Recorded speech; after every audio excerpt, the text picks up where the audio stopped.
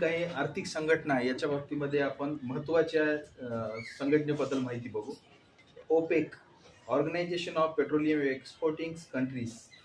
आणि ह्या मागे जे खनिज तेलाच्या तुटवडा निर्माण झालेला होता आणि आंतरराष्ट्रीय स्तरावर त्याचं नियंत्रण ठेवणारी संस्था म्हणजे ओपेक.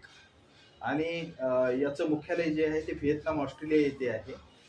आणि दुसरी गोष्ट, याचा जो मेन ऑब्जेक्ट आहे ओपेकचा तो असा आहे, खनिज तेलाच्या आंतरराष्ट्रीय व्यापारावर नियंत्रण ठेवणे आणि सदस्य देशातील तेल उत्पादनाचे दर जे आहेत ते नियंत्रित ठेवणे हे ओपेकचे काम आहे.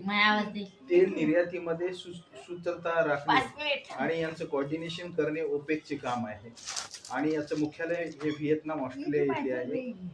हे मागे आपण जे बघितलं की मागे जे तेलाचे दर किंवा तेलाचा जो पुरवठा अनियंत्रित पद्धतीने होत होता, तर ह्या सगळ्या गोष्टीवर नियंत्रण ठेवणारी संस्था म्हणजे ओपेक. आणि हे आपण जागतिक आणि आर्थिक संघटना जी आहे त्याचा महत्वाचा एक उद्देश आपण बघत आहोत. धन्यवाद.